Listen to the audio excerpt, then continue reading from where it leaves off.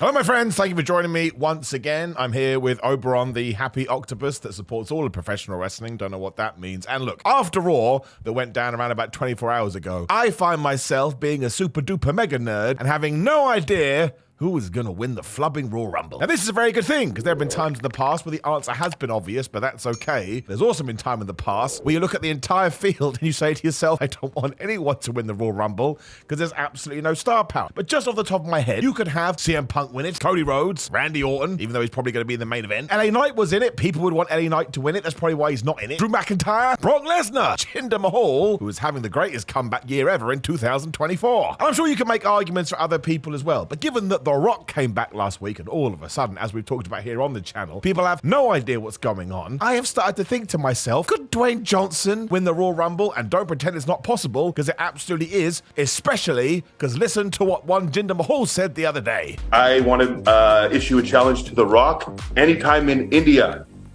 you can step in the ring with a modern-day Maharaja. That's right. That is him on Instagram, basically challenging The Rock to a match. And there's no way Jinder just woke up one day on a Thursday and went, I'm not going to check with Dwayne Johnson's office. I am just going to post this. So my intrigue gland has been triggered, and now I want to know what the hell is going on. It is absolutely fantastic, though. When Jinder came out to confront Seth Rollins on Raw, I was like, right, something is fishy, and I need to know where the salmon is. Now, look, people like to rag on Jinder Mahal. I actually find him very, very entertaining. I think he completely understands his place in the WWE universe, and he's just having a bunch of fun with it. But no way are we just going to get a match where Seth Rollins beat Jinder Mahal 1, 2, 3. Why would you advertise that a week out? Just do it on that Raw and be done with it. And I suppose Drew McIntyre could get involved, because of course Jinder is his old buddy, but I also kind of feel like Drew McIntyre is moving away from Seth Rollins right now. So it's got me completely perplexed, but in the best possible way. When we get to January the 28th, or whatever it is, I'm going to be sat there scratching my bald head, thinking to myself, I don't know what direction this is going to go. And given the lay of the show, if the Randy Orton, AJ Styles, LA Knight, Roman Reigns match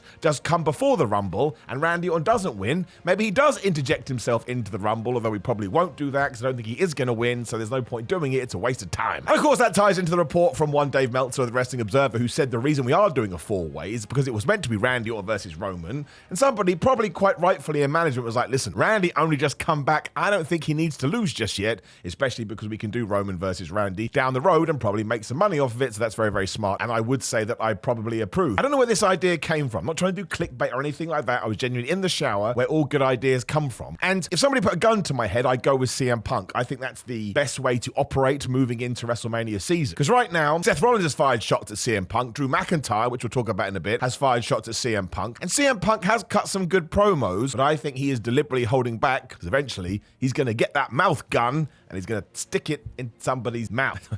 Not what I meant at all. But I do think it's a great way to put a chip on his shoulder. And of course, he can then go up to Seth Rollins and go, ha ha, I can now take you on at WrestleMania and you didn't want to fight me. I have now earned the opportunity. But this ties into the whole Cody Rhodes thing. The best argument I heard against doing The Rock versus Roman Reigns at Elimination Chamber is, do you really think Dwayne Johnson is going to retire at a random show in Australia? Man, yeah, that's a pretty good point. So if all of a sudden we are going to shuffle the deck, which doesn't actually seem to be Triple H's MO, he likes to stick to his long-term plans, and we are no longer doing Roman Reigns versus Cody Rhodes at WrestleMania Night 2, it means maybe the Royal Rumble has to shift around as well, because Roman did just laugh this off on SmackDown. He was like, ha ha ha, lol emoji. I don't want nothing to do with that guy.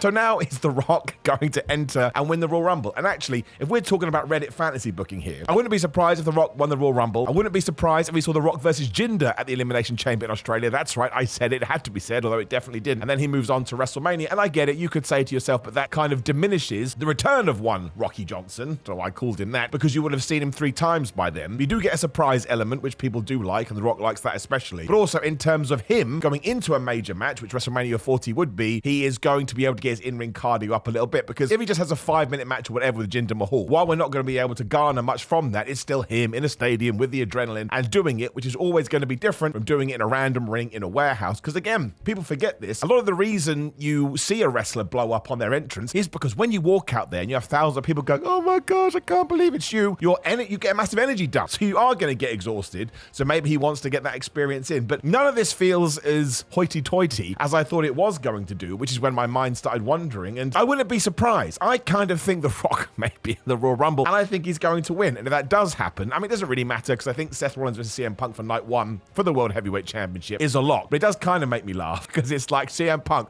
all those years ago being, man, I hate these part-timers coming back and stealing my spot. And if he was meant to win the Royal Rumble, and then he just lost it, well, it's just a little bit of a lol, ha. But again, regardless whether he wins the Rumble or not, we will find a way to get there. And I suppose originally I thought that it was going to be Punk wins the Rumble, Cody wins the Elimination Chamber, there's your night 1 and night 2. Now, if Punk is going to get to Seth Rollins regardless, and The Rock wins the Rumble, the reason that's not a problem is because CM Punk could then win the Elimination Chamber, and yes, Cody would be left out in the cold. Now, listen to me. I'm not saying that I want that, but I'm also going to admit The Rock versus Roman Reigns is a mega match, and everyone on the night would absolutely be excited. But if all of a sudden we are going to delay him finishing the story, then he doesn't actually need to find a pathway to get to the main event of WrestleMania because he's going to have to do another side quest. Brock Lesnar was side quest part 1, Shinsuke Nakamura was side quest part 2, now we arrive at side quest part 3. Now look, he is a big Legend of Zelda fan. You played that game? There's a bunch of side quests. What I would actually do, although it actually is quite difficult when it comes to baby faces and heels, if you need something mega for Cody that is going to at least help a lot of the fans who would be upset if we didn't actually get to the place where we were going to get, it's just finding a way to make the Randy Orton and Cody Rhodes thing for WrestleMania 40. Now, I know sometimes it's better to hold these things off, but 1, we do have time to tell the story,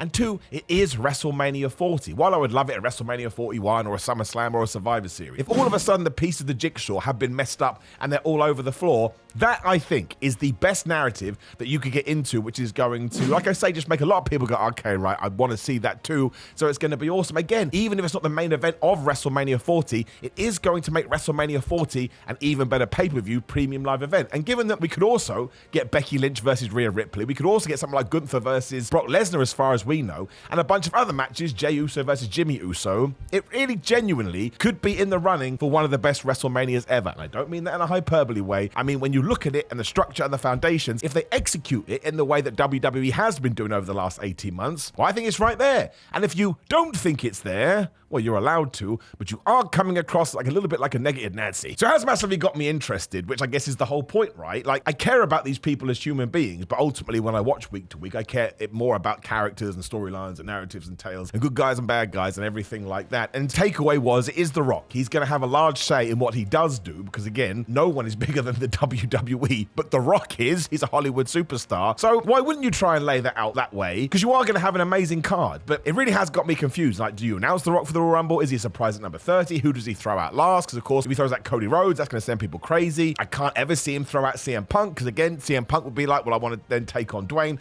I have no idea. It really, really is sending my head spiraling. It also begs the question, what do we do with somebody like LA Knight? Because again, in that 3-way on SmackDown in the main event last week, which was absolutely tremendous, fans were going crazy for that, and they were super behind LA Knight. Now, I guess it could be LA Knight versus AJ Styles, but we're still a good 3-4 months away from WrestleMania. I'm not sure whether you'd be able to hold that off. It's probably something you should do at the Elimination Chamber instead. I think, amazingly, even though a lot of people like to say new WWE is super duper obvious, and it is in many ways, if someone is meant to win and meant to lose, because that's the right thing to do, it's what we do. Moving into the road to WrestleMania, I couldn't call it at all. And usually I quite pride myself on that. I'm like, I've been watching wrestling a long time. I can kind of understand the beats and the whistles. But because management has changed completely, like Kevin Dunn isn't even there anymore, I am totally stumped, and that is an absolute wonderful thing, or a good thing, as DDP used to say. So I'd absolutely love to know who your winner is going to be. And I think if we do actually get to a juncture where we don't know what to do, let's just give it to R-Truth. I've already said that because I want to talk about R-Truth. I thought the video he did on Raw yesterday was absolutely wonderful. Goofy Wrestling for Life. Again, go to prowrestlingtees.com/Simon Miller, and you can get that t-shirt along with a bunch of others with some new ones. Oh, the 1-2-oo t-shirt is there. Thank you for everyone who asked for that. But I think he is my favorite comeback of 2023, even though we had some amazing comebacks. But he just brings me so much joy, and he's so much fun, and he's so entertaining. And I actually think it was the right thing to do with the Judgment Day. Look, I love the Judgment Day. Again, they had an amazing 12 months. But you always want to make sure you're ahead of something becoming stale. And putting R-Truth kind of into that group, but kind of not, has just given it this brand new personality. And you can just tell that Damian Priest can't help but crack up about this stuff. So he just laughs.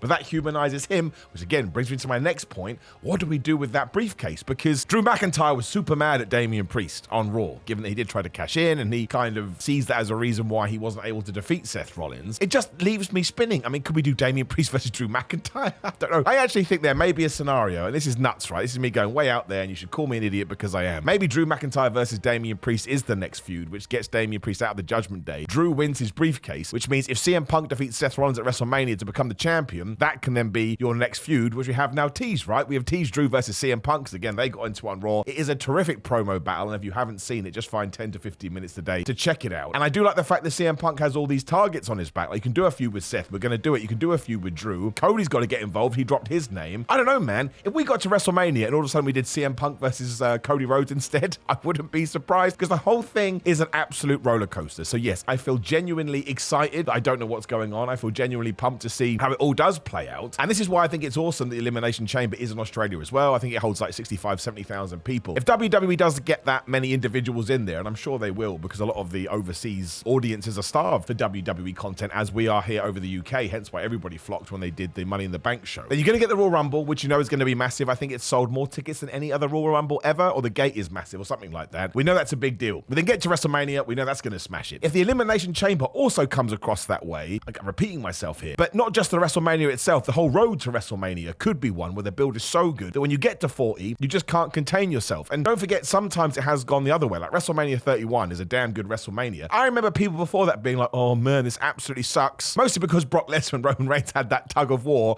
on Raw, but they still made it work. So if you get to a level above WrestleMania 31, which I absolutely think WrestleMania 40 could do, and you had a build that is just pure cooking, and then we got some eggs in that pan, I tell you, I'm very, very excited. Even if The Rock does win, I trust in Triple H and I trust in WWE, but it's totally knocked me for six. I thought I had the whole thing written down. And then when Rocky did go, oh, I want to sit at the head of the table, I was like, well, we got to do it now. And I just don't believe we're going to do it in February. And of course, I could be completely wrong. It's just me guessing. It's just me speculating. But given that you do have a big old 4-0 on the end of it, and it is going to be the most watched WrestleMania of all time because of the Peacock deal and because of social media, blah, blah, boring. The Rock loves being a part of those kinds of a record. He knows he can't break the pay-per-view record. He's already done that with John Cena, and we don't do pay-per-views anymore, though some people still do buy them. This is the way that I'm leaning, but it could go either way. I could win the Royal Rumble. You could win the Royal Rumble. Maybe your nan could win the Royal Rumble. And imagine you were sat there and you're like, oh my gosh, Nanny Jean, which would be really weird for me because my nan is dead and has been for about a decade. I'd be like, man, somebody lied to me. Moreover, though, I'm super duper excited about wrestling in 2024, which goes for AEW as well. When we make these videos, you always get one comment going, I can't believe you hate AEW. No, I love professional wrestling and I love the Devil's Reveal. And I think AEW is going to do great with that too. But I do think WWE is on the cusp of something special here. And we may be about to essentially get to a 2-night WrestleMania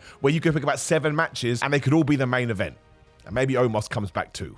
I miss that guy. So again, please do let me know what you're thinking about this. Maybe I will get it completely wrong, and that's okay. That's the other thing. So many fans these days are a little bit scared about being worked in case they say something in public and they get it wrong. That's the point. Like when you watch real sports, like let's say you got Manchester City versus Burnley. If you don't watch English football, soccer, that's basically the top team in the country against the bottom team in the country. Burnley can still win. So even if you take a bunch of money and you bet on Man City, okay, sure, you got a little bit of egg on your face, but it doesn't matter. And that's how we should treat wrestling too. Not everyone has to be super duper smart. Not everyone has to be super duper intelligent. Go with your gut. Go with what makes you happy. Go with your fun gland. And if you totally screw up, you just shrug your shoulders and move on to something else. But the one thing that I will declare, along with my friend Octopus here, Oberon, is that I think WrestleMania 40 is going to be the best WrestleMania of all time in terms of start to finish and bing, bang, bang, wallop and just how it's going to make you feel. And I hope it does. I hope 41 is better than 40. And I hope 57 is better than 41, right? You always want these things to grow and you always want these things to get better. And this is the hottest that I believe WWE has been since the Attitude Era. So when you get to your granddaddy of them all, you get to your big showcase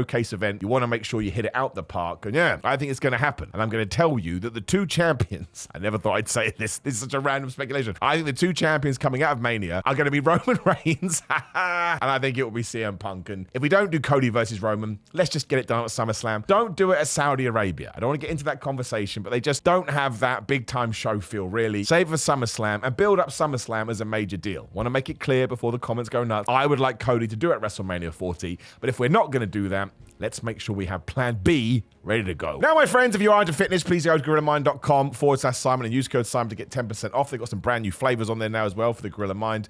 Obviously, I'm into my training. I'm into my fitness. You will not find better supplements than this. I can't rep them hard enough. I've got wrestling t-shirts too, which is ProWrestlingTees.com for Simon Miller, same as Samson Athletics. Make sure you check those out. I'm on Cameo at Simon Miller. Just search for my name. Simon316 on Instagram and Twitter, or X, Simon J. Miller on TikTok. And there's probably a bunch of other stuff. Patreon.com/Simon 316. But whatever floats your boat, mostly go watch a bunch of videos and support the channel. That is what helps me 9 times out of 10, or 10 times out of 10. It never does not help me. I don't know why I said that. Continue to enjoy professional wrestling, and this is the positive corner of the professional wrestling space. I'm never going to change. I'm getting old now, and I've been doing it for a long old time. So if you don't like it, good, because any kind of engagement is good for me. See you soon.